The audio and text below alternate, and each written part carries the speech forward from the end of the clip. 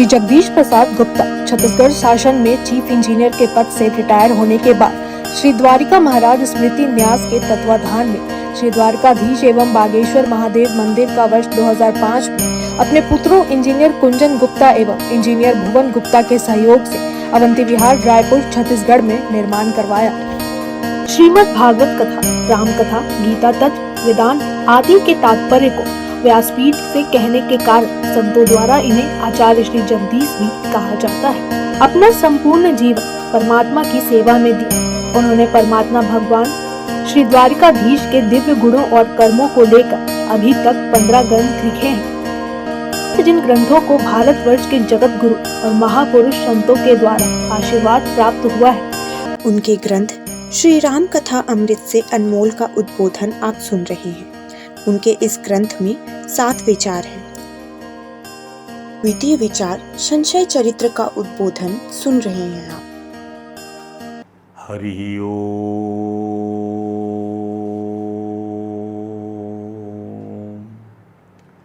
योगाय योगपतये योगेश्वराय गोविंदाय नमो नमः।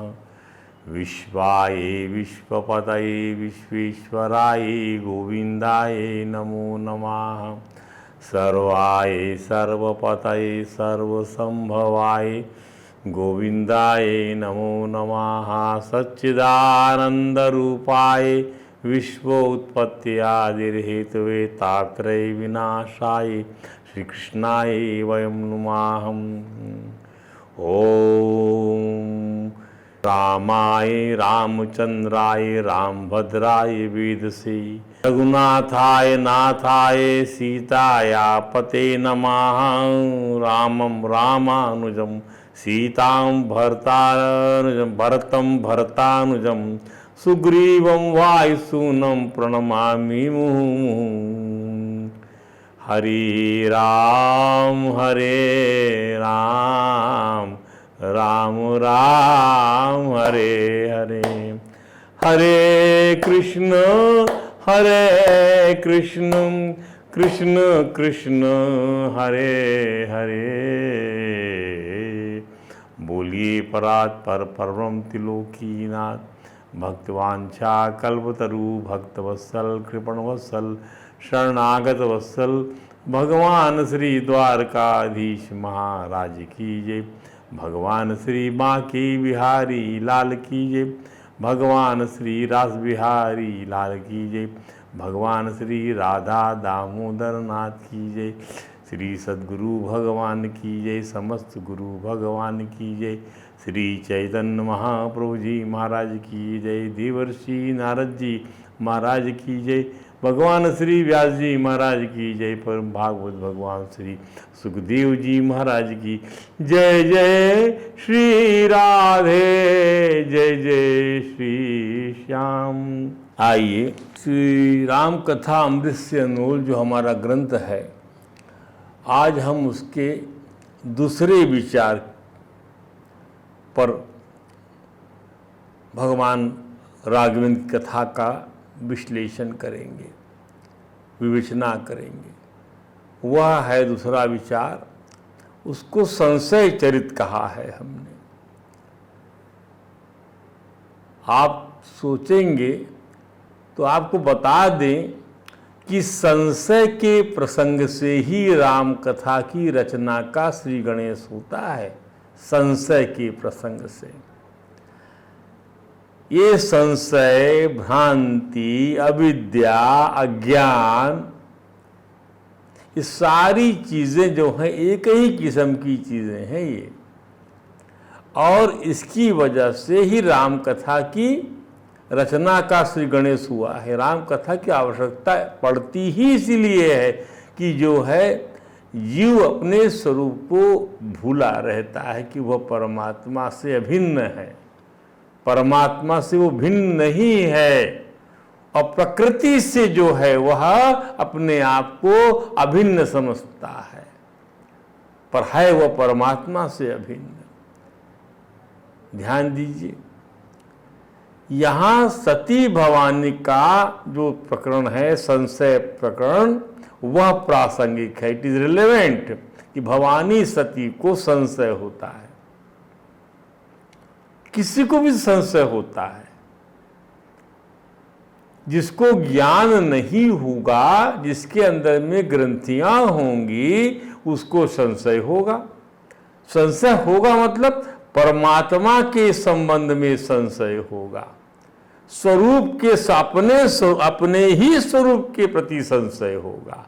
परमात्मा कोई दूर की कौड़ी नहीं है, परमात्मा तो हृदय में वास कर रहा है आपके, और उसके प्रति संशय बन जाए कि नहीं नहीं, ये जो सत्ता है ये मेरी सत्ता है, ये सब कुछ मेरा है, मेरा उपार्जित किया हुआ है, मैं इसको भोग रहा हूं, मैं करता हूं, मैं धरता हूं। इसीलिए जब ये भाव आता है कि हम करने धरने वाले हैं, तो किसी दूसरे को हम कैसे स्वामी समझ लें? यह कोई छोटी मोटी बात नहीं है कि भगवान की प्रियतमा सती जी, वो भगवान भोले शंकर जो नित्य निरंतर सानिध्य में रहने वाली उनकी संगिनी जो है सती जी, उनकी भार्या, उनकी अर्धांगिनी भगवती सती महारानी संशयग्रस्त हो गई।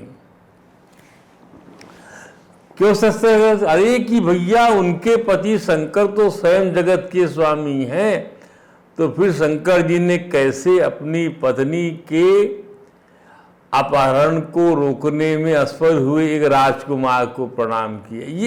ये फीलिंग आ गई। एक राजकुमार है जो अपनी पत्नी के अपहरण को रोक नहीं सका, अपने पति को राक्षसों से बचा नहीं सका और उसका हरण हो गया, उसमें इतनी भी सामर्थ्य नहीं है, और उसको त्रिलोकपति भगवान शंकर जो मेरे पति हैं वो प्रणाम कर रहे हैं, दुनिया उनको प्रणाम करती। ये भ्रांति बन गई। अरे प्रणाम तो एक दूसरे को जब किया जाता है तो वहां तो कोई भाव, देह भाव तो रहता ही नहीं है, वहां तो आत्मा में रमण कर रही है, ये है प्रणाम का भाव। तो कैसे इन्होंने जो है उस राजकुमार को प्रणाम किया, ऐसा वो सोच रही हैं। क्या यह संशय केवल सती महारानी का है या नहीं? अरे यह संशय मायाग्रस्त सभी जीव का है, मायाग्रस्त सभी जीव का है। कि आप प्रणाम कर रहे हो, इस ब्राह्मण को प्रणाम करते हो, ये आपसे दक्षिणा पाता है, आप इसको प्रणाम कर रहे हो जो आपकी चाकरी करता है, क्या है ये? तो आप जो है उपाधि को प्रणाम करते हो? नहीं, उपाधि को प्रणाम नहीं, उपाधि के साथ में जो कुछ भी किया जाता है वो व्यवहारगत शिष्टता है। लेकिन जब प्रणाम शब्द आ जाए तो समझ लीजिए आत्मा का साथ जो है, तुम्हारा आत्मा मेरा आत्मा एक है, और ये आत्मा संख्यात्मक नहीं है कि एक धन एक बराबर दो हो जाए। ये फिर तुम्हारा आत्मा, फिर उसका आत्मा, फिर उसका आत्मा, फिर उसका आत्मा, ऐसे चार आत्मा नहीं होते। अर्थात चार आत्मा मिलकर भी एक ही आत्मा बनता है, अर्थात ये एक संख्यात्मक नहीं है, इसका जोड़ घटाना जो है एक ही रहेगा। एक के आगे शून्य लगाते चले जाइए, संख्या अमूल्य बन जाएगी, अनंत बन जाएगी, और एक हट गया तो संख्या शून्य थी, शून्य है, शून्य ही रहे। एक से ही सब कुछ है, ध्यान दीजिए। इसलिए जब कभी दक्षिणा दी जाती है, भगवान को निछावर दे, तो 501, 1001, 101, 11 एक आना चाहिए, अन्यथा 0 हो जाएगा आपका दिया हुआ दान दक्षिणा का धन, वो अकाउंटेबल नहीं बनेगा। तो ये संशय केवल सती महारानी का नहीं है, यह संशय मायाग्रस्त सभी जीव का है। यह संशय माया मूलक है, अविद्या मूलक है, माया मूलक है, ज्ञान मूलक है, स्वाभाविक है।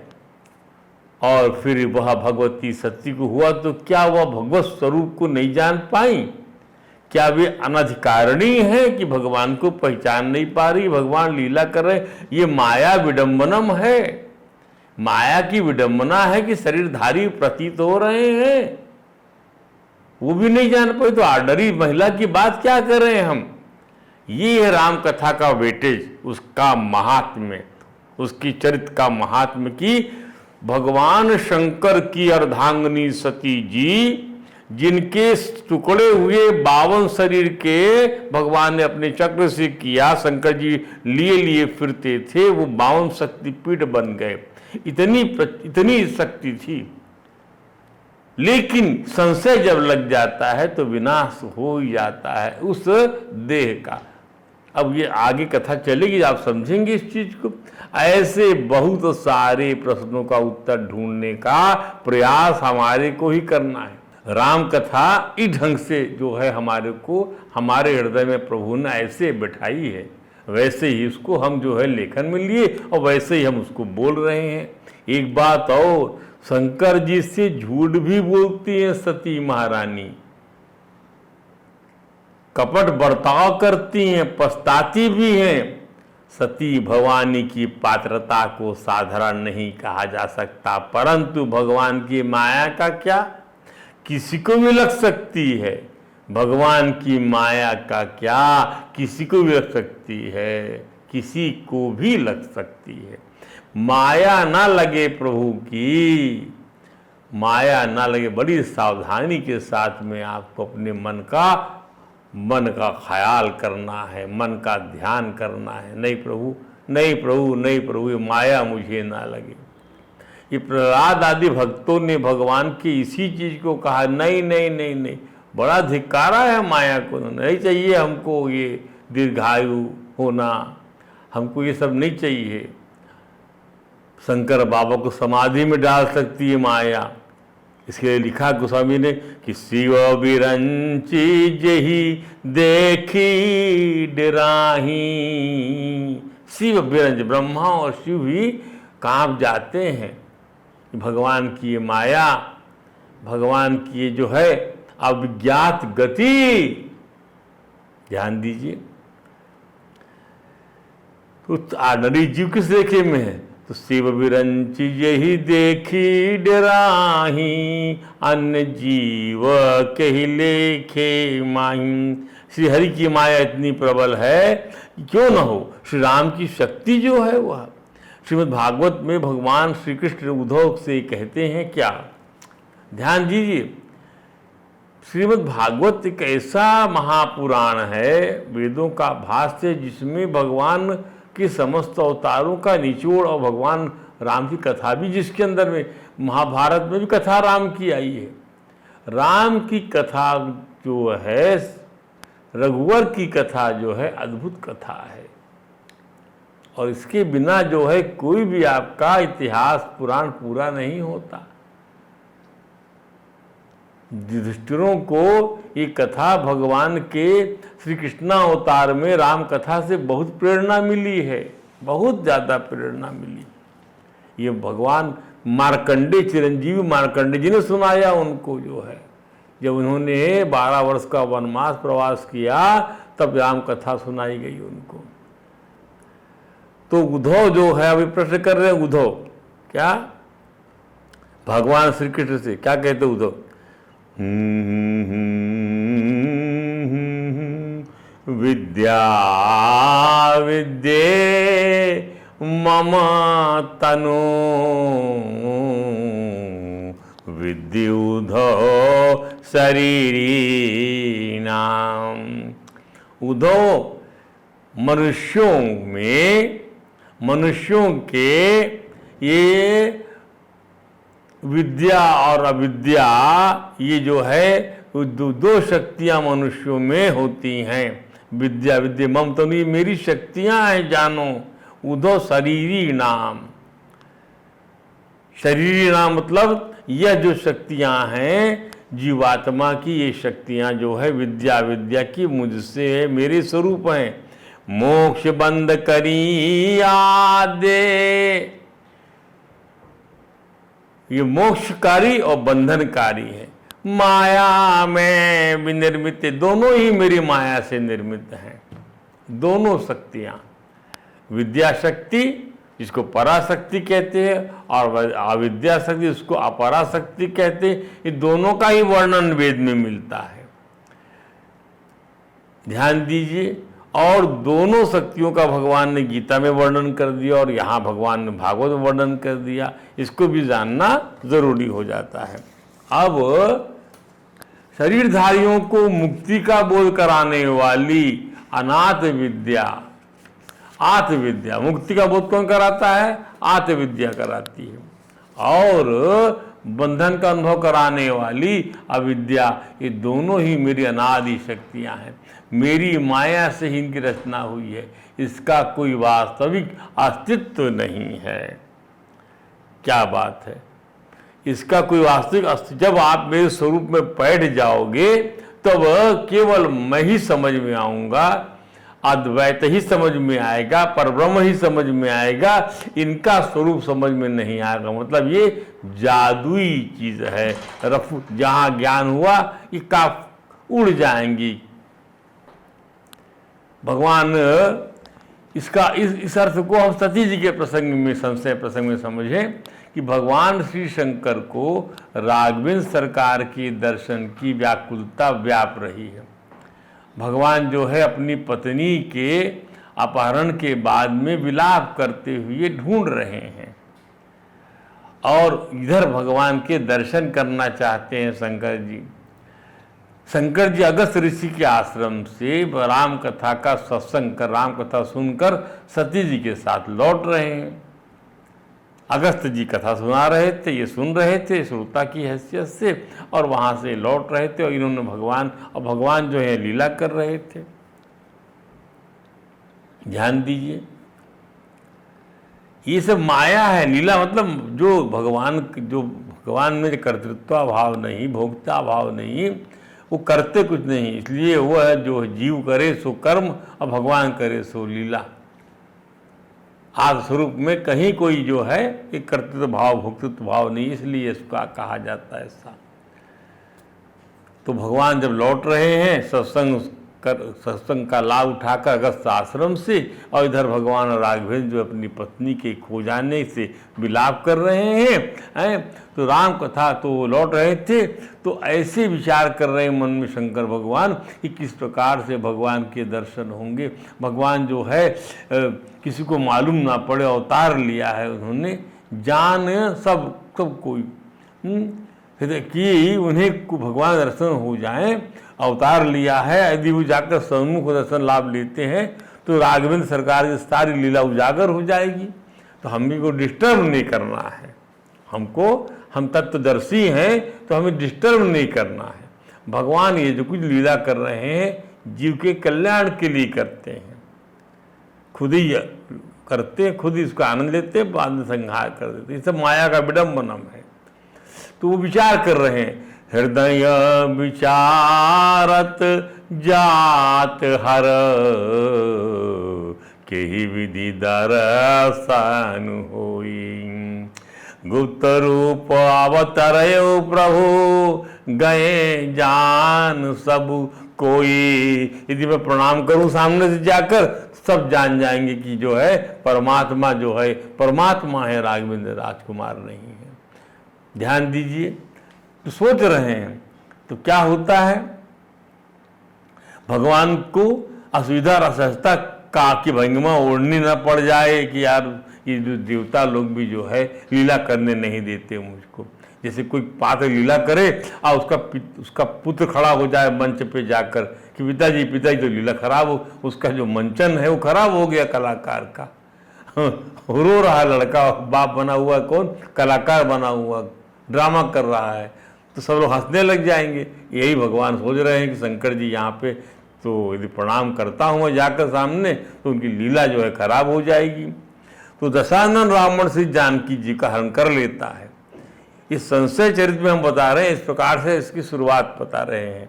अभी हर प्रसंग में उसको आप समझिए प्रसंग कहाँ से कैसे आता है। जब मर्यादा पुरुषोत्तम भगवान श्री राम जानकी जी की विरह में व्याकुल होकर श्री जानकी जी की को खोजते हुए अपने लघु भ्राता श्री लक्ष्मण जी महाराज के साथ भटक रहे हैं।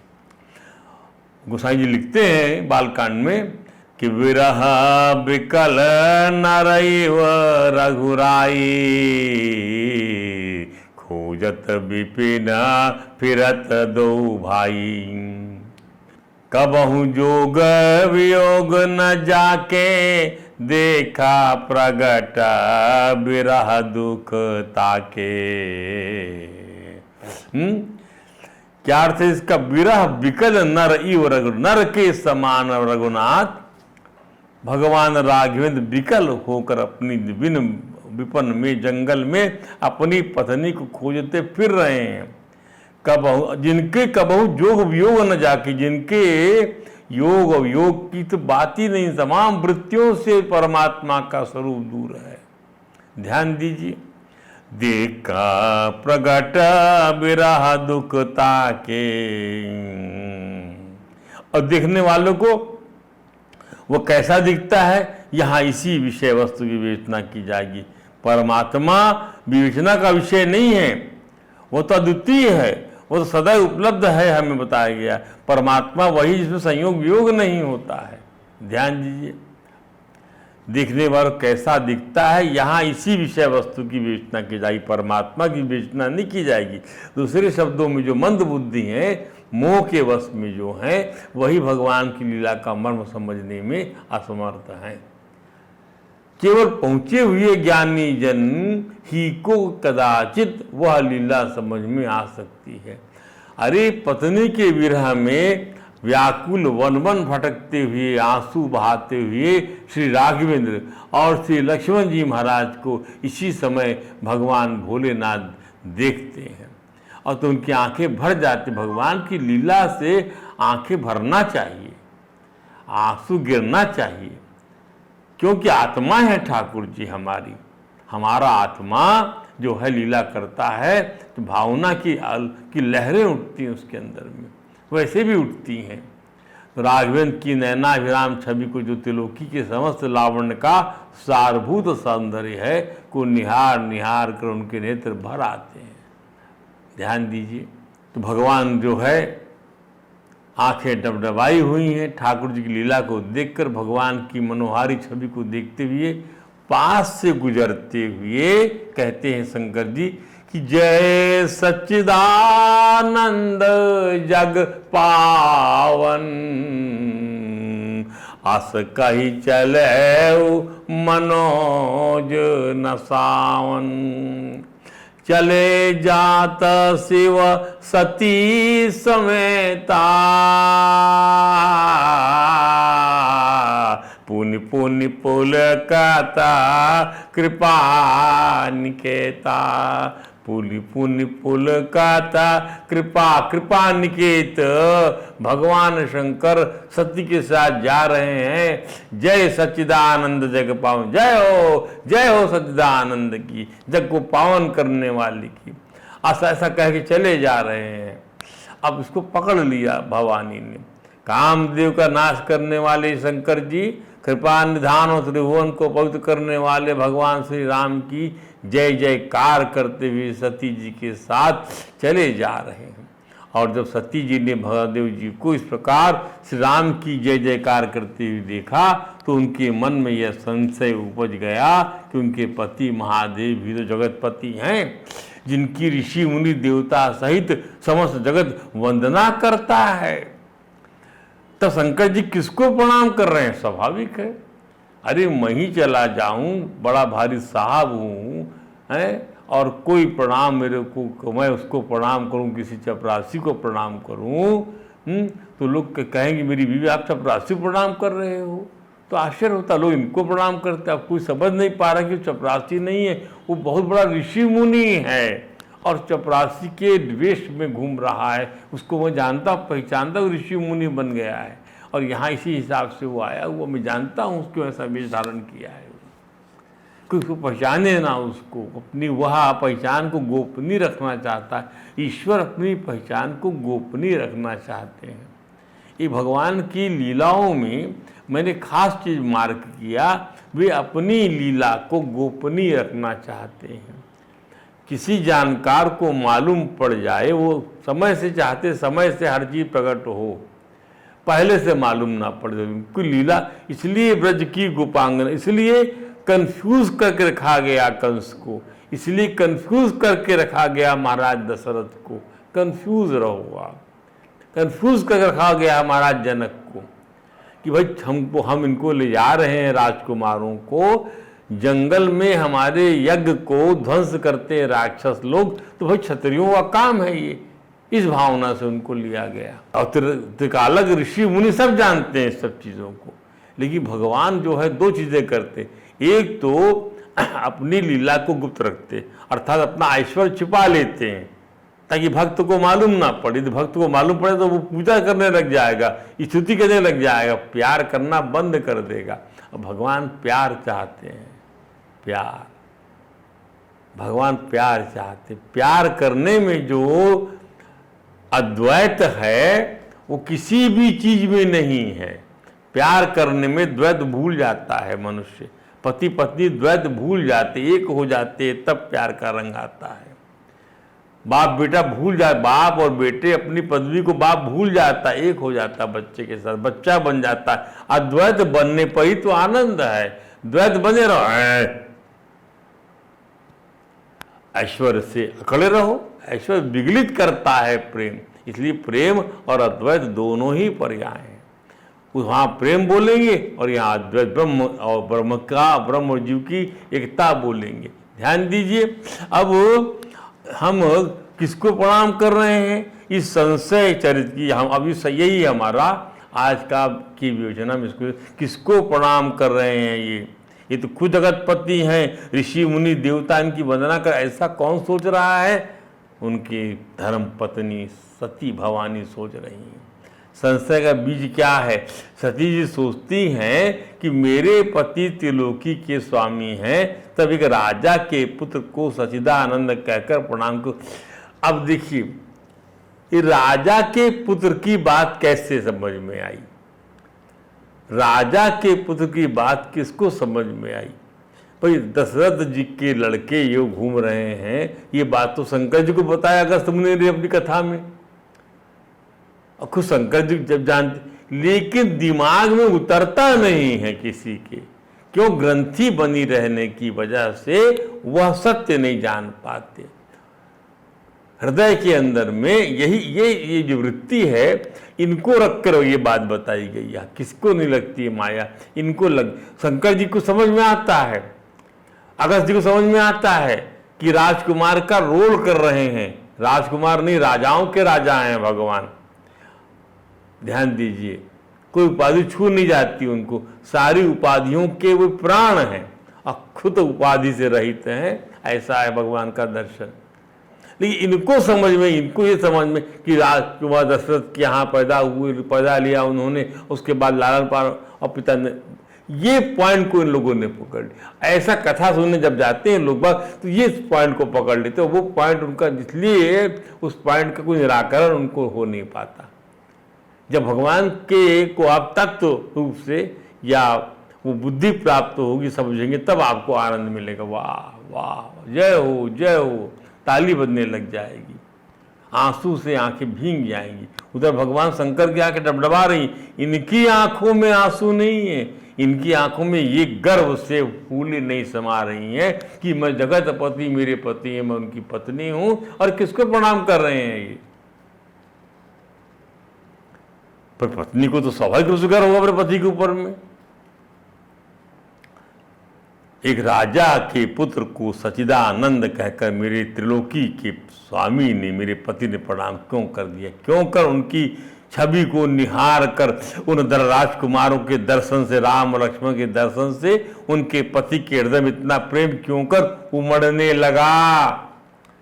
This was the question which embraced, जिसने एम्ब्रेस कर दिया सती जी को। देखने वाली बात यह है कि राम कथा सुनने अगस्त्य मुनि ऋषि के आश्रम में सती जी भी शंकर जी के साथ गई थी, परंतु वे इस मर्म क्यों नहीं समझ पाए कि श्री राम सच्चिदानंद परमात्मा है। क्योंकि उन्हें श्री राम केवल राजकुमार दिखे और इस क्या कथा में भी वे श्री राम को एक राजकुमार समझकर भगवान शंकर के साथ लौट रही थी? Having understood the Prince Ram की कथा सुनकर लौट रही थी। मानो मन की बात तो समझ में आती है, पर दैविक मन भी ऐसा हो सकता है। भाई देव सर्ग के हैं ना ये लोग, भगवान शंकर, भगवती सती देव सर्ग के लोग हैं। उनको ये कि वह आत्मा दर्शन से, आत्म दर्शन से क्या स्वरूप दर्शन से वंचित तो हो जाए, उन्हें ये दर्शन क्यों नहीं हो पा रहा है? उसकी आंखें क्या देखने लगती हैं? उसकी आंखें क्या देखने लगती हैं? और क्यों ऐसा अनर्थ देखने लग जाती हैं कि भगवान के परमात्म रूप को नहीं देख पा रहे हैं? जिसका परिणाम इतना भयंकर होगा कि सती को पति द्वारा त्याग की अकथनीय पीड़ा से गुजरना पड़ेगा। जब परिणाम उस समय सती जी के विचार क्षेत्र में ही ना आया होगा, यह परिणाम कैसा भी हो जाएगा। जब सती जी ही नहीं समझ पा रही हैं कि जब ब्रह्म होकर, सर्वव्यापक होकर, माया रहित होकर, अजन्मा होकर, अगोचर होकर, इच्छा रहित होकर, भेद रहित होकर, और जिसे वेद भी नहीं जानते, ऐसा भगवान शरीरधारी होकर मनुष्य हो सकता है, तब साधारण मनुष्य की क्या बात करें? सोचो आप, ये बात 50 जगह कही गई है वेद वेदांत में। भागवत में तो इसको भगवान सुखदेव ने इतना अच्छा बताया। क्या भगवान संसार में पैदा लेते हैं, पोषण करते हैं, लीला करते हैं मनुष्यों की भांति। ये सब माया विडंबना, माया की विडंबना है। माया से शरीरधारी लगते हैं। कई जगह ये बात कही गई है, कई जगह।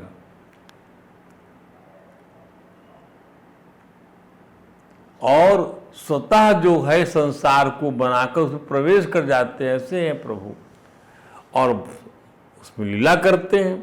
इसको भगवान सुखदेव ने इतना सुंदर बतलाया है, जरा इसका आनंद लीजिए। क्या सुखदेव जी की बात का आनंद लीजिए, क्या कहते हैं?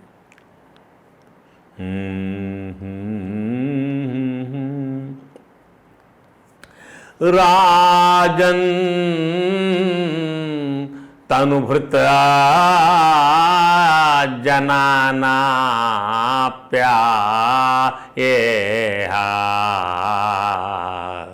राजन तनुभृत शरीरधारी लगते हैं, पैदा होने वाले लगते हैं, मरने वाले लगते हैं, और जो है लीला करने वाले लगते हैं। राजन तनुभृत जनाना प्यायेहा।